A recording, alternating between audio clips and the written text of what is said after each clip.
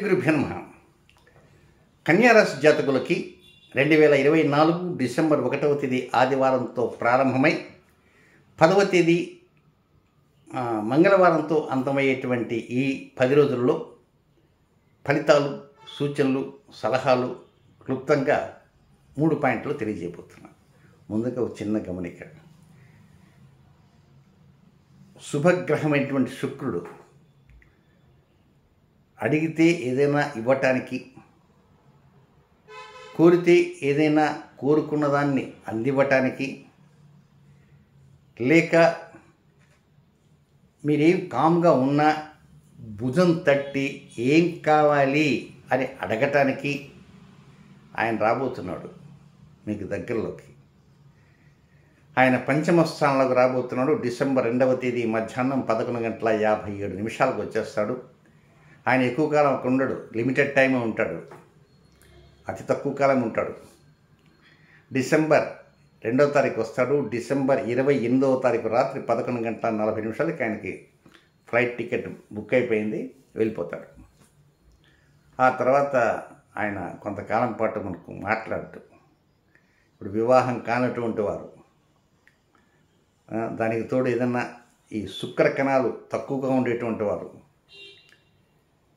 దీంతోపాటు శుక్ర మహాదశ జరుగుతూ వెనకంజలో ఉన్నవారు, కన్యా రాశిలోనే శుక్రుడు ఉన్నటువంటి వారు, కనుక శుక్ర అంతర్దశ జరిగేటువంటి వారు, ఇలాంటి వారికి చిన్నపాటి ఒక విషయం తెలియజేస్తుంది. అది ఏమిటంటే, ఇది రాశి ఫలితాలు ఇంకా మన ఎంటర్ కాల మూడు పాయింట్లు ఉన్నాయి, దానికంటే ముందే చెప్తున్నాం.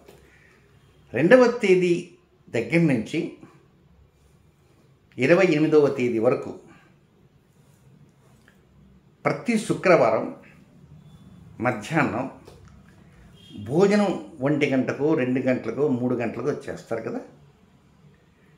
షట్టర్ సూప్ ఏదైనా భోజనం చేయండి, పచ్చడి వేసుకొని చేయండి, కూర వేసుకొని చేయండి, లేక పులిహోర తినండి, లేకపోతే ఉపవాసం ఉండి ఏదైనా తింటారు అనుకోండి. మధ్యాహ్నము అంటే మధ్యాహ్న సమయం ఎంత? ఇప్పుడు ఉదయం దగ్గర నుంచి సాయంత్రం దాకా 5 భాగాలు ఉంటుంది. ప్రాతకాలము, సంగమ కాలము, మధ్యాహ్నము, అపరాహ్నము, సాయంత్రము. కనుక మనం మధ్యాహ్నం అంటే దాదాపు 11 గంటల నుంచి 1 గంట దాకా మధ్యాహ్న సమయాన్ని ఆ భాషలో ఉంటాం. కానీ మనం భోజనం చేసేది ఒకసారి 11 చేస్తాం, 12 చేస్తాం, 1 గంటకు చేస్తాం కదా. ఇప్పుడు మీరు 12 గంటలకు చేసినా, 1 గంటకు చేసినా, ఎన్ని గంటలకు చేసినా కూడా మధ్యాహ్నం భోజనం చేసిన తర్వాత మాత్రం నిద్రపోవద్దు. అంతే. 11కు చేయండి, లంచ్ 12 గంటలకు చేయండి, 1 గంటకు చేయండి, 1 చేయండి, ఎన్ని గంటలకైనా చేయండి భోజనం. కానీ భోజనం తర్వాత నిద్రలోకి మాత్రం వెళ్ళవద్దు. ఇది మాత్రం బాగా గుర్తుంచుకోవాలి. కొంతమంది అనుకుంటారు, నేను భోజనం చేయంగా నిద్రపోతానండి. నిజంగా నిద్రపోండి, కొంతమందికి అలవాటు. కనీసం శుక్రవారంలో మాత్రం భోజనం చేయంగా నిద్రపోవద్దు. ఒక 2 గంటలు, 3 గంటలు మేలుకో ఉండండి. ఎందుకనంటే శుక్రుడికి కన్యారాశి అనేది నీచస్థానం కనుక ఆయన దగ్గరికి వచ్చినా కూడా ఏదో భావం ఉంటాడు. కనుక ఆయన ఇప్పుడు పెద్దవాళ్ళతో కలవటానికి సిద్ధమవుతున్నాడు, పెట్టాబడ చదువుకున్నాడు. పెద్దవాడు అంటే ఎవరు? కర్మప్రభువు అయినటువంటి శని దగ్గరికి వెళ్ళబోతున్నాడు. వీళ్ళిద్దరు బోత్ ఫ్రెండ్స్. తిరిగి 30 ఏళ్ల తర్వాత కానీ మళ్ళా శని ఆ స్థానంలోకి రాడు. ఎవ్రీ 30 ఇయర్స్కి ఒకసారి కుంభరాశిలోకి వస్తాడు. పైగా ఆయన వక్రం నుంచి వచ్చాడు మొన్ననే, నవంబర్ 15వ తేదీ వచ్చాడు. మధ్యాహ్నం 2:56 8 గంటలకు వచ్చాడు. వచ్చిన తర్వాత మిత్రుడు వస్తున్నాడు. మిత్రుడే శని అండ్ శుక్రుడు బోత్ ఆర్ వెరీ బూజం ఫ్రెండ్స్. అలాంటి మిత్రులు మాట్లాడే సమయంలో ఏమిటా విశేషాలు అంటే అప్పుడు ఆయన చెప్తాడు మేషరాశికి ఇట్లా ఉంది, వృషభ రాశి అది ఇది. కన్యారాశి విషయం ఎత్తడు, పెద్ద మనిషి. కన్యారాశి విషయం ఎత్తడు. అది నీచ స్థానం అంటే పక్కన పెట్టేస్తాడు. కనుక వీలైనంత వరకు మీరు ఆ టైంలో మేలుకొని ఉండాల. శుక్రవారం నాడు భోజనం చేసిన తర్వాత మేలుకోండి చాలు. ఎంత కళ్ళు తెరిచాలో సాయంత్రం వచ్చేస్తుంది అంతే. మేలుకోకుండా నిద్రపోతే అప్పుడు ఆ టైంలో శనితో మాట్లాడుతుంటారు కదా, మాట్లాడే టైంలో ఆయన ఒక్కసారి ఇట్లా పరికిస్తాడు, ఇట్లా చూస్తాడు మొత్తం ఎన్ని రాసులు ఉన్నాయి ఏమిటని. అప్పుడు ఆ కన్యా రాశి తిప్పించి తలకాయ తిప్పుతాడు. అందువల్ల మీరు నిద్రపోకుండా మేలుకున్నాడు. అరే రే, సుబ్బారావు మేలుకున్నాడు, వెంకట్రావు మేలుకున్నాడు, జగన్నాథరావు మేలుకున్నాడు అని అప్పుడు తప్పకుండా మీ విషయం కూడా పెద్ద ఆయన హెచ్చరిస్తాడు. పెద్ద ఆయన తీసుకుని కర్మప్రభు. మరొక పెద్ద ఆయన ఉన్నాడు, ఆయన ధర్మప్రభు. ధర్మ, ఈయన కర్మ. కనుక ఈ ధర్మప్రభు అయినటువంటి గురువుకి ఈ శుక్రుడికి కించిత్ వైరం ఉంది. బట్ ఈ కర్మప్రభు అయిన శనికి శుక్రుడికి పెద్ద ఫెవికాల్ బంధం ఉంది. కనుక అలాంటి ఫెవికాల్ బంధం ఉన్నటువంటి చోటికి వెళ్తున్నాను కనుక మనం మేలుకొని ఉండాలి. ఇప్పుడు 6 నిమిషాలు అయిపోయింది ఈ కథ చెప్పడానికి. ఇక పాయింట్లకు వచ్చేద్దాం. మొదటి పాయింట్కి వద్దాం. 1వ తేదీ ఉదయం నుంచి 2వ తేదీ మధ్యాహ్నం 3:45 కొంత రక్త సంబంధీకులతో కొంత పిచ్చాపాటి ఎక్కువగా ఉండే అవకాశాలు ఉన్నాయి. కనుక భాతృస్థానం అంటారు, అంటే సోదర స్థానము, సోదరి స్థానము, అన్న, చెల్లి, అక్క, తమ్ముడు, ఇలాంటి వాటి మీద కొద్దిగా మీరు మావాడండి. ఇప్పుడు ఎవరన్నా మంచి స్థానం, వాడు మావాడే, మీ ఇంటి పేరు గల ఉన్నప్పుడు మాకేనండి, మాకు వాళ్ళకి బాగా ఉంది. ఒకవేళ ఇన్ కేస్ ఆ ఇంటి పేరుతో వ్యక్తి ఎవరన్నా కొంచెం ఇబ్బందులు ఉండి ఏదన్నా చట్ట వ్యతిరేక కార్యక్రమాలు ఉండి, ఏమండి ఫలాని అచ్చా వాళ్ళకి మాకు లేదండి, మా వాళ్ళు ఎక్కడ మేము ఎక్కడంట. కనుక ఇక్కడ భాతృస్థానంలో గురించి కొంచెం మీకు గొప్పగా చెప్పుకోవాల్సిన అవసరం ఉంది.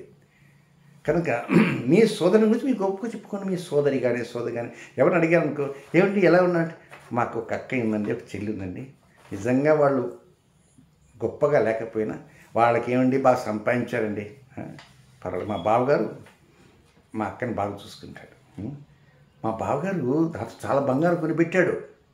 మీకు తెలిసినా తెలియకపోయినా కొంచెం ఎక్కువగా మోతాదు పెంచుకోవడానికి ప్రయత్నం చేయండి. అంతే.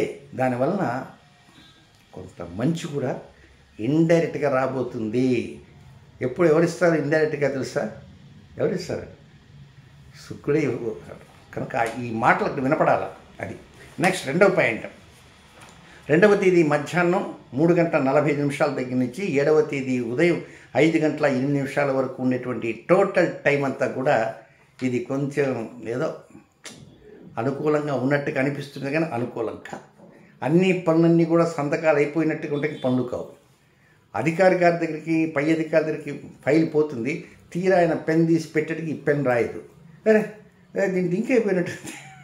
మన కర్మ ఏం చేస్తాం. ఒకసారి నేను కూడా రాసేటప్పుడు ఈ ఒక్కరికి సరిపోతుందేమో అనుకుంటా, రాదు. అప్పుడు మళ్ళీ రీఫిల్ తీస్తాం.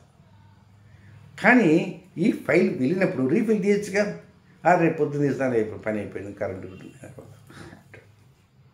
కనుక వృత్తి, వ్యాపారం, ఉద్యోగం, ఆరోగ్యం, వాహనము, గృహము, తల్లి, అద్దె ఇల్లు, సొంత ఇల్లు, సంతానము, అన్నింటి మీద మీరు కొంచెం ఎక్కువగా ప్రయత్నాలు చేయాలి. అంటే అన్నిట్లో బండలు ఉన్నాయని, అన్నిట్లో నెగటివ్ సైడ్ అని చెప్పట్లేదు సుమా. ఏదైనా పై అధికారులతో బాగా మాట్లాడాలి, సహ ఉద్యోగులతో బాగా మాట్లాడాలి. ఏదైనా చిన్నపాటి లోపాలు ఉన్నా కూడా పక్కవాడికి తెలియకుండా సర్దుకోవాలి.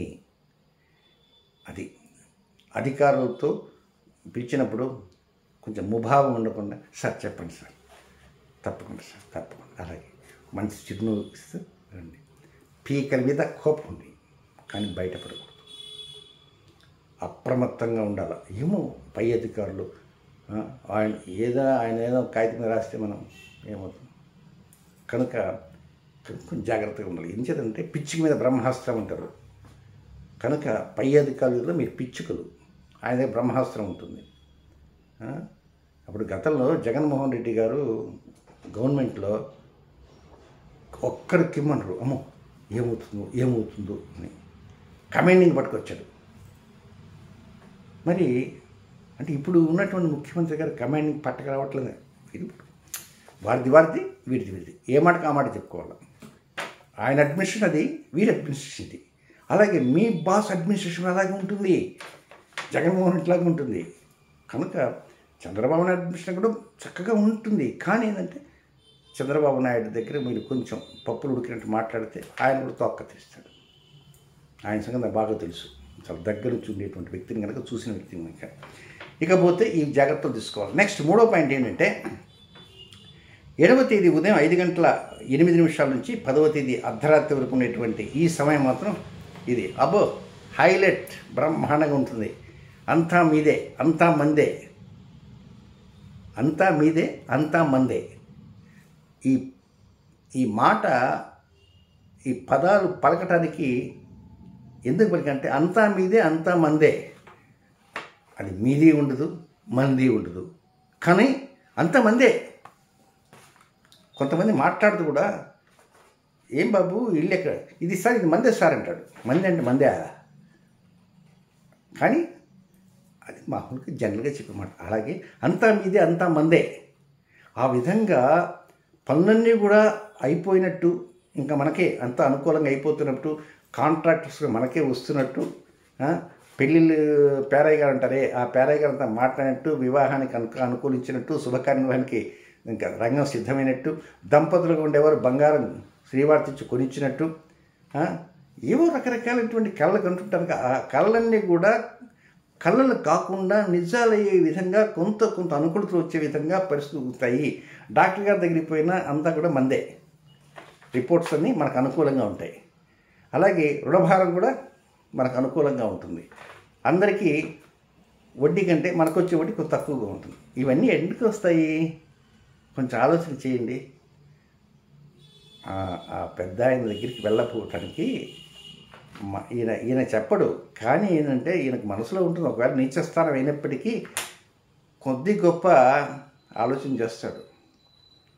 ఇప్పుడు ఒక పెద్ద అధికారి దగ్గరికి పోయినప్పుడు సార్ రే నువ్వు నాకు గుర్తున్నావురా, పో నీ పేరు మల్లికార్జున కదా, నాకు గుర్తున్నావు, పో తప్పకుండా చేస్తాను, పోయా తప్పు పో నాన్న అంటాడు. మరి ఆయన భావంగా పైకైనా మాట వరుస చెప్పాడా? లేదు, లోపల ఉంది. అంటే ఆయన దగ్గర కలవకపోయినా ఆయన మన మీద ఒక చూస్తాడు. ఇందాక మీరే కదండి నీచస్థానం అని చెప్పిందని సిద్ధాంత్ గారు మీరు అనుకోవచ్చు. ఎంతైనా మన ప్రేమ ఉంటుంది. అక్కడికి వచ్చి ఆ నీచస్థానంలోకి వచ్చి తొంగు చూసి ఉత్తర నక్షత్రం 2, 3, 4 ఎట్టున్న హస్తవలలో చిత్తాలు ఉన్నాయి ఇదంతా అడగకుండా ఆయన పాటికి అనిపోయి ఏదో కావాల్సిన చెప్పేస్తాడు. కనుక ఆయన చక్రం తిప్పడానికి సిద్ధంగా ఉన్నాడు గనకనే ఇందాక భోజనం తర్వాత నిద్రపోకుండా ఉండాలి అని చెప్పాను. ఇక నెక్స్ట్ కొన్ని నక్షత్రం వ్యతిరేక సమయాలు అంటూ ఉన్నాయి, అవి ఎప్పుడెప్పుడో చెప్తాను. ఇక ఉత్తర నక్షత్రం 2, 3, 4 పాదాల్లో జన్మించిన జాతకులకి 1వ తేదీ ఆదివారం మధ్యాహ్నం 2:24 నుంచి 2వ తేదీ సోమవారం మధ్యాహ్నం 3:45 వరకు అనుకూల సమయం కాదు. రొటీన్ కార్యక్రమం చక్కగా చేసుకోవచ్చు. ఇక హస్త నక్షత్రంలో జన్మించిన జాతకులకి 2వ తేదీ సోమవారం మధ్యాహ్నం 3:45 నుంచి 3వ తేదీ మంగళవారం సాయంత్రం 4:42 వరకు వారికి అనుకూలమైన సమయం కాదు. అది విసర్జనే సమయము. కొంచెం రొటీన్ కార్యక్రమాలని చక్కగా చేసుకోవచ్చు. నెక్స్ట్ చిత్ర నక్షత్ర మొదటి 2 పాదాల్లో జన్మించినటువంటి కన్యారాశి వారికి 3వ తేదీ మంగళవారం సాయంత్రం 4:42 నుంచి 4వ తేదీ సాయంత్రం 5:15 వరకు అనుకూలమైన సమయం కాదు. అది నా టైం సాయంత్రం 4:15 5:15 కనుక నేను తిరుపతిలో ఫ్లైట్ ఎక్కేది 7:30కి. ఈ టైం ముందే పోతుంది కనుక ఇబ్బంది అంటే ఏం లేదు, నో ప్రాబ్లం టు బీ. కనుక ఈ టైంలో కొంచెం కొత్త కార్యక్రమాలకు శ్రీకారం చుట్టకూడదు. ఈ మాట ఎందుకు అంటున్నానంటే కొంచెం ప్రయాణాలు చేసేటువంటి వారు ఆ టైంలో కొంచెం జాగ్రత్తగా ఉండడానికి ప్రయత్నం అంటూ చేయండి. ఇది నక్షత్రం మీద చెప్పేటువంటి మాటలు. ఇకపోతే తిరుపతిలో నేను కేవలం ఒక 2 డేస్ మాత్రమే ఉండబోతున్నాను అపాయింట్మెంట్స్ ఇవ్వడానికి. అవి బుక్ అయిపోయినాయి. తిరిగి తిరుపతి కావాలనుకునేటువంటి వారికి మాత్రం జనవరి 1st వీక్ 2025 జనవరి తర్వాత మొదటి వారం మాత్రం ఒక 3 రోజులు ఉంటాను. అలాగే ఈ రాజమండ్రి వైజాగ్ అటుపక్క వారందరికీ రాజమండ్రిలో నేను డిసెంబర్ 15 నుంచి 30 లోపల ఓన్లీ 2 డేస్ మాత్రమే ఉంటాను. కనుక అవకాశాన్ని వినియోగించుకోవాలనుకున్నటువంటి వారు 9348632385 అనే నెంబర్కి కాల్ చేయండి లేదా మెసేజ్ పెట్టడానికి ప్రయత్నం చేసుకోండి. శుభం.